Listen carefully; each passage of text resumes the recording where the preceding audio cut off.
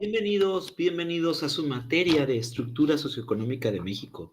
Mi nombre es Fernando Ábalos Coronas, y estaré acompañándolo durante estas 2 semanas a que tú puedas entender un poquito de cómo funciona la estructura social y económica de México, y con la finalidad de que tú puedas, desarrollar y entender, las circunstancias que nos atañen a nosotros. Muy bien, el objetivo de la materia es que tú puedas ver aprendizajes significativos de todas las estructuras sociales, económicas, políticas y ecológicas que ha vivido México desde 1940 hasta el 2020. Que conozcas y entiendas la productividad y el desarrollo tecnológico que ha tenido y algunas cosas de las políticas económicas que atañen al gobierno mexicano. ¿Sí? Vamos a entender un poquito sobre terminología relacionadas a los términos económicos. Vamos a entender también cómo funcionan un poco las circunstancias sociales, y a partir de eso, a partir de lo que has visto y a partir de lo que veas con terminología aquí, comprendas un poco de la circunstancia social que existe.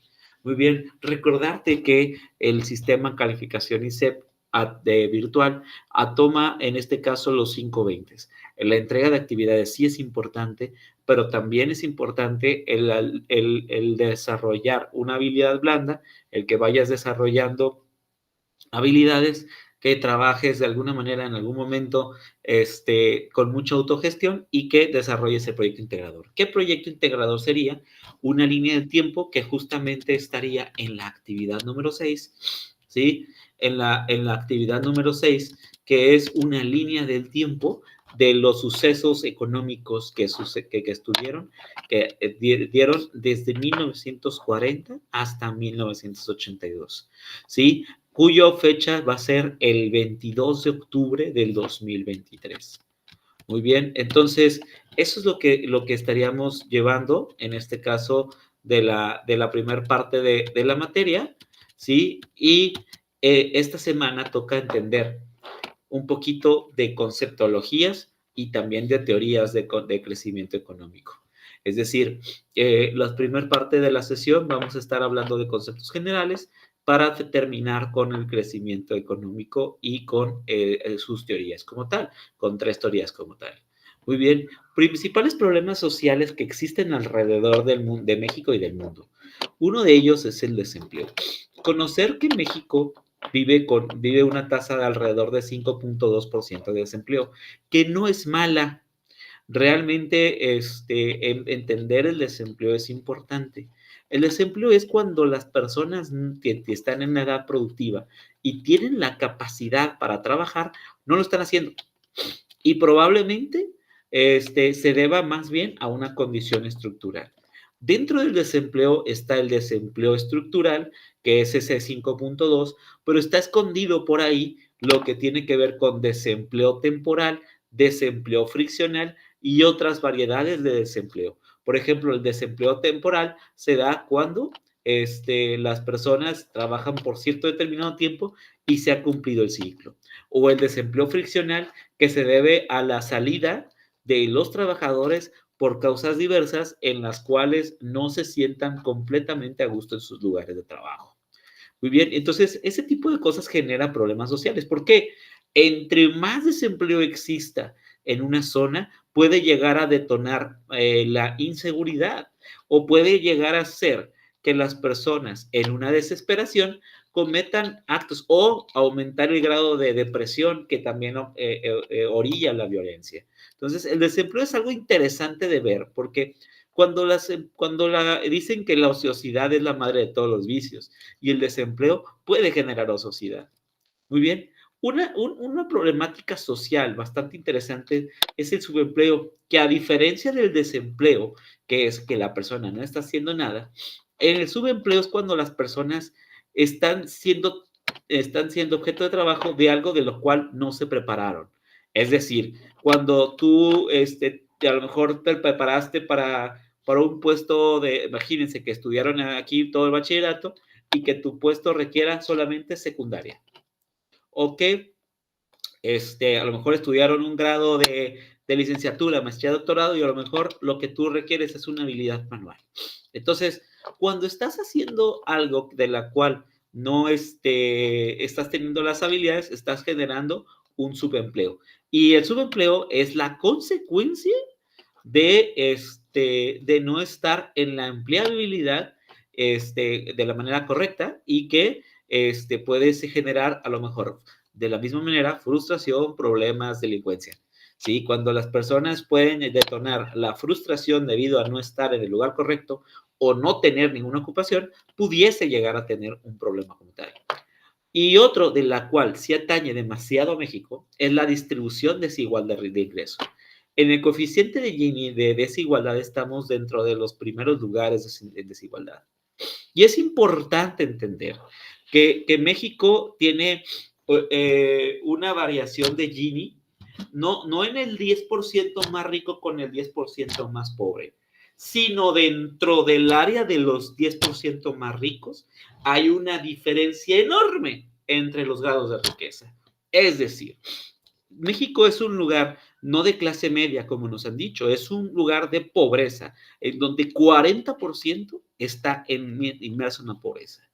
Dentro del grado de riqueza hay cerca de un 15% que puede denominarse clase media acomodada, y dentro de ese 15%, el 1% que tiene más recursos llega a tener hasta 100 o 150 veces más recursos que el 10 que está en la parte del décimo decil, pero que está en la parte inicial, ¿vale? Entonces hay mucha desigualdad en los ingresos.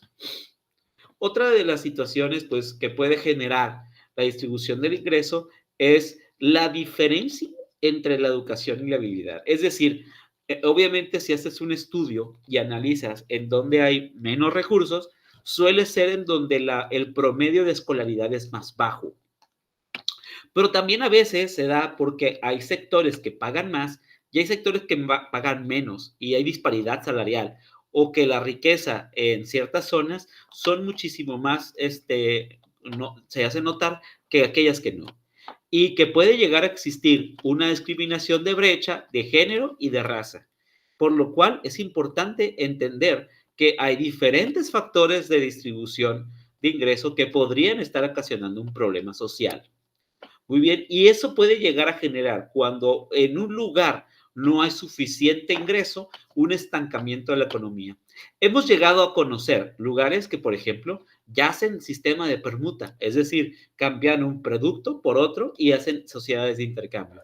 Y eso, a su vez, o cuando se genera ese tipo de cosas, además de que la gente tenga miedo de gastar, hace que exista una especie de estancamiento económico. O cuando la distribución de riquezas está demasiado desigual, ¿sí? Entonces, esos son aspectos súper importantes para entender el por qué eso puede generar un problema económico. La drogadicción también es una consecuencia de un problema social. Es decir, la drogadicción puede ser consecuencia de situaciones que no se ven. Es decir, desde el planteamiento psicológico, una adicción o droga se genera normalmente derivado de una falta de realidad, o más bien una realidad muy compleja. ¿Sí? La drogadicción es también consecuencia de ello. Y para muestra, las colonias que existen con mayor conato de violencia normalmente están ligadas a la drogadicción como tal, ¿sí? Y muchas veces en esos mismos lugares tú puedes notar los problemas familiares y sociales que están alrededor, y que muchas veces orilla, o más bien hace que las personas tengan mayor predisposición al uso de las drogas como tal. Y de eso genera el sector del narcotráfico, que justamente es un problema social que tiene México, la narcocultura, en donde hay muchos mexicanos que están incluso promoviendo la narcocultura en vez de castigarla, y que de alguna manera se genera una consecuencia social a derivado de la violencia que genera el narcotráfico. Es inherente la violencia, y de alguna manera, cuando se usa ese tipo de cosas, rehace el esquema social y empieza a haber un ambiente de desigualdad, que eso no es nada bueno en un ambiente de economía saludable. Muy bien, a su vez es importante entender conceptualizaciones como derechos humanos, garantías individuales, que son sumamente indispensables. Es decir, el narcotráfico, la inseguridad, la drogadicción, las circunstancias de inequidad salarial, lo único que va a violentar son los derechos humanos. Este derecho por lo cual tú naces con por solo ser, no importa la nacionalidad, no importa tu género, no importa en qué creas, no importa tu orientación sexual o cualquier otra característica. Son universales, entendámoslo así. Y que de alguna manera estos derechos humanos nos van a permitir vivir una sociedad justa. Y ocupamos tenerlo bien en claro, porque una sociedad que no respeta sus derechos humanos es una sociedad que está en decadencia. Vamos a ocupar tener derecho a la vida, derecho a la libertad y la seguridad personal, derecho de igualdad ante la ley, derecho a la libertad del pensamiento, a la libertad de expresión, a la educación y a un nivel adecuado de vida, incluyendo alimentación, vivienda y atención médica. Muy bien. Y derechos se derivan las garantías individuales, que son aquellas que los países se deben de regir para garantizar que las personas que están habitando en dicho país puedan tener los derechos humanos, como un juicio justo, entender que vamos a estar en un sistema de justicia, derecho a la libertad de expresión. México es uno de los lugares que menos libertad de expresión ha manifestado. Derecho a la privacidad, es decir, aún la tecnología y algunas otras cosas nos han hecho que tengamos cada vez menos privacidad. Y es una garantía individual. Necesitamos poder ser individuos. Derecho a la propiedad privada, a tener un esquema para ti, a menos de que vivas en el socialismo, pero aún así el socialismo y el comunismo respetan que el individuo debe de tener un espacio. Derecho a la igualdad ante la ley y derecho a la no autoincriminación. Dentro de esto también vamos a estar hablando de los conceptos básicos del estudio socioeconómico. Uno de ellos es el análisis socioeconómico y es la combinación de los elementos económicos con las problemáticas sociales para entender una sociedad. Y dentro de eso entendemos que gracias a un análisis socioeconómico podemos entender las problemáticas que puede tener un entorno, tanto en la compra como en la venta, como en aspectos psicológicos que tiene la masa del lugar. Muy bien. Dentro de eso es importante entender la estructura, que ubiquemos la actividad económica de lo que se está generando dentro de la zona y que de alguna manera entendamos de qué manera vive la sociedad en la que está de un determinado lugar. Muy bien. Y dentro de eso, pues podemos definir la superestructura y la infraestructura. La superestructura es el conjunto de elementos que dan sustento y legitimizan las relaciones entre los individuos de una sociedad. Y la infraestructura ya son aquellas cosas materiales que realiza una entidad entre esos gobiernos para favorecer la productividad de las empresas y el beneficio de la sociedad. Muy bien. Con eso se puede generar un cambio estructural. El cambio estructural utiliza la infraestructura y la superestructura para poder cambiar las circunstancias del entorno, normalmente para un beneficio social. Y dentro de eso podría, en caso de ser de demasiado extremo, los cambios coyunturales, que son cuando se hacen un cambio drástico en las partes de gobierno. Muy bien, de ahí se deriva lo que es la actividad 1. La actividad 1 tiene que ver con un mapa conceptual, con los conceptos básicos de superestructura, infraestructura, cambio coyuntural y también cambio estructural. ¿vale? Y la idea es que puedas realizarlo en cualquier visualización de Word, PowerPoint o Canva. Dentro de eso, también la misma plataforma les indicó sobre adiciones de los conceptos básicos de estudios económicos que no entraban en esa parte. Uno de ellos es la economía, que la economía estudia los seres de esa sociedad y ve la disponibilidad de recursos. ¿Qué recursos? Los recursos que se van generando de la tierra, del capital, de la tecnología del trabajo, que vamos a hablar un poquito más a continuación. Dentro de eso se derivan la microeconomía y la macroeconomía.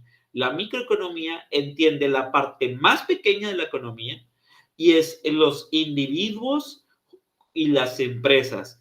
Y la macroeconomía es la coyuntura entre las sociedades que tienen individuos y empresas, pero sociedades normalmente ya a nivel entidad y a nivel estados, a nivel país, ¿vale? Dentro de eso también está el término oferta y demanda. Todo se mueve por oferta y demanda. Es decir, cuando existen muchas empresas que quieren ofrecer un producto y hay pocos compradores, las cosas se hacen más caras. Cuando hay muchos compradores y hay pocas empresas generando producto, perdón, y hay muchas empresas y hay pocos compradores, las cosas se hacen más baratas. Es decir, siempre hay una regulación económica. ¿Y eso qué consecuencias socioeconómicas puede llegar a generar? Desde la parte económica, pues definitivamente la variación en precios. Y desde la perspectiva social, estaríamos hablando de que si un producto sube considerablemente de precio, pues puede detectarse o puede hacerse generadores de problemas sociales. Oye, si de repente, por ejemplo, toda la comida subiera, Dios no lo quiera, a 1,000 pesos cada una, ¿sí? Pues a lo mejor habrá muchas personas que no alcanzaran a comer. Entonces, o sea, claro que habría una problemática derivado de ello, ¿sí? Y justamente es entender que el mercado tiene una regulación. Esa oferta y demanda genera una economía y se genera una problemática social derivado de ello, ¿sí? Y siempre las personas o los consumidores tratarán de llegar al máximo nivel de beneficio y las empresas van a querer llegar al máximo nivel de rentabilidad. ¿Y sobre qué cosas van a hacerlo? Sobre la tierra, sobre el capital, el trabajo y la tecnología, que ya lo vieron en factores económicos. Es decir, la tierra habla un poquito de todas aquellas cosas que puedes comprar, como la comida, como, valga la redundancia, las casas, etcétera, etcétera. El capital es el dinero con el que lo haces. El trabajo es el medio con el que consigues el capital y la tecnología es con que facilitas el trabajo. Hay los agentes microeconómicos que se mueven dentro de la economía, que también es un concepto, son los consumidores y las empresas privadas. Los consumidores somos nosotros, las familias, las personas, los salarios, y las empresas son aquellas que buscan la rentabilidad y en este caso organismos buscadores de rentabilidad. ¿Sí? Y a través de eso buscan la mayor cantidad de bienes económicos. Dentro de eso son los bienes de demanda intermedia, como papel, derivados de petróleo y materiales de construcción, que suelen ser como un insumo y que la idea es lo que es la base para poder generar productos nuevos. Luego están los bienes de consumo, que son aquellos que sí, literalmente nosotros o nos comemos o nos vestimos o los usamos para algo, dentro de eso están los de consumo final duradero, ¿sí? Y los no duraderos, ¿no? Es decir, aquellos que vamos a usar por un poco de tiempo, aquellos que vamos a hacer por un más largo tiempo. Muy bien. Y entonces, a partir de entender que tenemos bienes, a partir de entender que estamos en una economía, que estamos entre la oferta y la demanda, estamos también a entender que eso desde la parte económica, si se atiende, se tiene que buscar desde la parte social el cambio. Y es que la cultura y las personas vamos cambiando conforme al tiempo, conforme también al dinero, y es algo que normalmente no se muestra. Es decir, muchos de los cambios que estamos experimentando el día de hoy se deben a fenómenos económicos. Por ejemplo, La estadística que hace poquito vi que la generación Z, que algunos de ustedes pertenecen a ella, generación Z va a salir después de casa de sus papás, que algunos incluso decían que hasta 40, a los 40 años iban a salir. No es porque los chicos o no porque ustedes no quieran salir de la casa de sus papás, sino que muy probablemente las casas van a estar tan caras y la desigualdad económica tan notoria que va a ser muy difícil para muchos de ustedes. Y eso es un cambio totalmente hacia la perspectiva social derivado de los problemas económicos, ¿sí? Una sociedad que tiene altos niveles de frustración y altos niveles de ansiedad, también se lo debemos al coeficiente Gini. Es decir, oye, ¿por qué tenemos altos niveles de ansiedad? Porque desde tiempos de baby boomers se llegó a vender lo que es el American Dream, que incluso en Estados Unidos tiene mucho de sueño y poco de realidad, en donde ponían el clásico casa grande en suburbios, carro, hijo, hija y un solo trabajo. Entonces, eso más o menos era factible en los años 50, pero ahora las cosas han cambiado, las condiciones de trabajo han cambiado, los trabajos han cambiado. Entonces, como la sociedad cambia y las personas no siempre van acompañadas a los cambios sociales derivados de los efectos económicos, pues podemos llegar a tener problemas estructurales importantes. ¿Sí? Entendamos que estamos cada cierto tiempo ocupa la sociedad desordenarse y ordenarse. Y es que cuando nos comparamos con nuestros padres, pues seguramente vamos a encontrar que nuestras ideologías son completamente diferentes, muy sesgados a las noticias y al entorno y a las circunstancias del momento. Y es que ellos nacieron en otro mundo.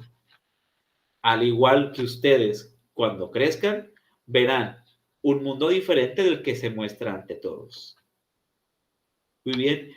Derivado de todo lo que hemos estado platicando, viene la actividad número 2, que viene a ser conceptos básicos para el estudio socioeconómico. Identifica problemas en la comunidad, identifica cómo está evolucionando o involucionando la sociedad en donde vives. Y a partir de eso, redacta un ensayo de 2 cuartillas de qué es lo que ves de problemáticas sociales de tu sociedad y qué es lo que tú propones o si tú tuvieras el mango y el poder para poder hacer algún cambio, ¿qué sería? Quiero que denotes tu creatividad para poder solucionar las cosas, ¿sí? Si tú tuvieras el poder en ese momento, ¿qué harías para cambiarlo? ¿Tiene alguna consecuencia desde la parte económica? ¿Tiene una consecuencia desde la parte social? ¿Existe algo que no se está atendiendo por falta de dinero? ¿O es lo que se comenta? ¿O por falta de ganas por parte de los organismos de poder para poderlo hacer? Necesitamos saber eso. Y eso es lo que vas a redactar en la actividad número 2. Y ya para finalizar, vamos a hablar un poquito de las principales teorías del crecimiento económico. Vamos a hablar de 3 teorías. En este caso del modelo clásico, que se dio a partir de las teorías del pensamiento económico de Adam Smith, que se le conoce como al padre de la economía, en 1776, en donde habla un poquito de la riqueza de las naciones, en donde hablaba, incluso pronosticaba la inequidad que se iba a generar de manera regular desde el capitalismo. Muy bien. Y dentro de la escuela clásica se consideraba la división de trabajo y la producción. Claro que Adam Smith junto con otros fueron los precursores de la revolución industrial, es decir, ayudaron al pensamiento de la revolución industrial. ¿Sí? La división de trabajo para Adam Smith iba a traer consigo más producción y una abundancia económica. ¿Sí? Pero después llegó, en este caso, el capitalismo periférico, ¿sí? Un exponente de ellos fue Raoul Prebisch, ¿sí? que en 1950 hizo un análisis de la teoría del capitalismo periférico. ¿Qué es lo que decía la teoría del capitalismo periférico? En este caso, hablaba del análisis de los órdenes mundiales y que también los países se dividían entre desarrollados y subdesarrollados y que los dividía la cantidad de inversión que le daban a la industrialización. Y esto todavía tiene mucha vigencia. Es decir, si se fijan o si hacen un análisis macroeconómico de muchos de los países, encontramos que los países más desarrollados van a tener, los más desarrollados van a tener menos cantidad de inversión en productos primarios como frutas, verduras, minerales, y más inversión en productos terminados como tecnología e industria.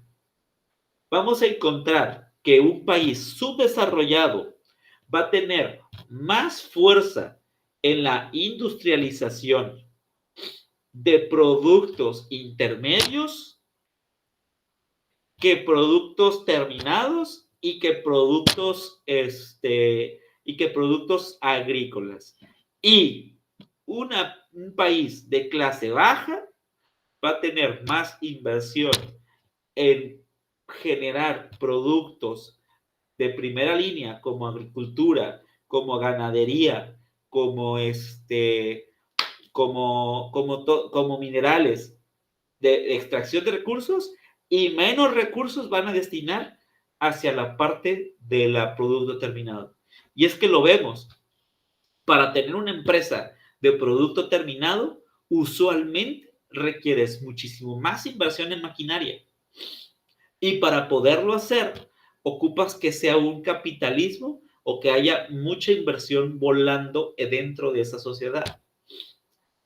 Una sociedad con pocos recursos, una como de vías de desarrollo o subdesarrollada más bien, una sociedad subdesarrollada cuenta con tan pocos recursos que las personas deciden el acto de sobrevivencia.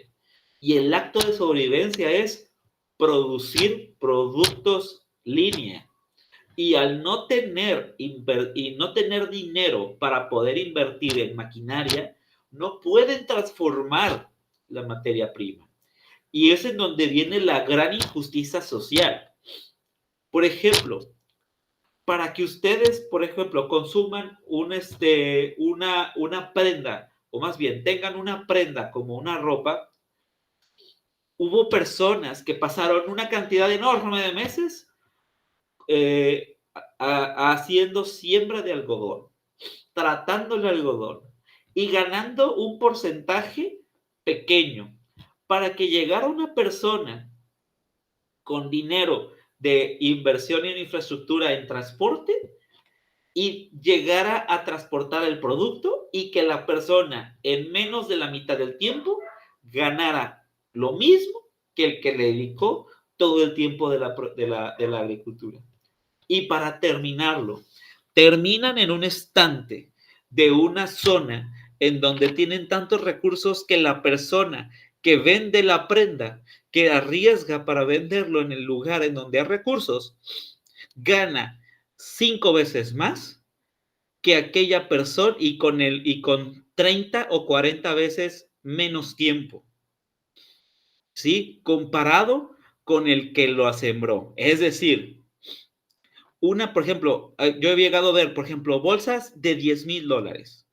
Se dice fácil, pero $10,000 en México equivalen a 170,000 pesos. 170,000 pesos puede ser el jornal de un trabajador de obrero de cerca de 2 años o 3.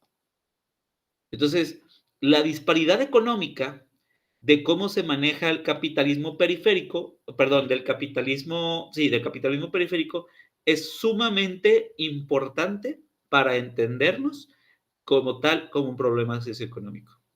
Y luego está Keynes con la parte de crecimiento continuo, en donde habla del papel activo que tiene la economía en la producción, el empleo y el consumo. Keynes hablaba un poquito ya de que el conocimiento y de que de alguna manera la producción y el consumo iba a generar una mejor economía. Y dentro de, y gracias al modelo keynesiano, empezamos a entender que si queríamos mejorar como economía, debíamos mejorar estos tres factores: producción, empleo y consumo.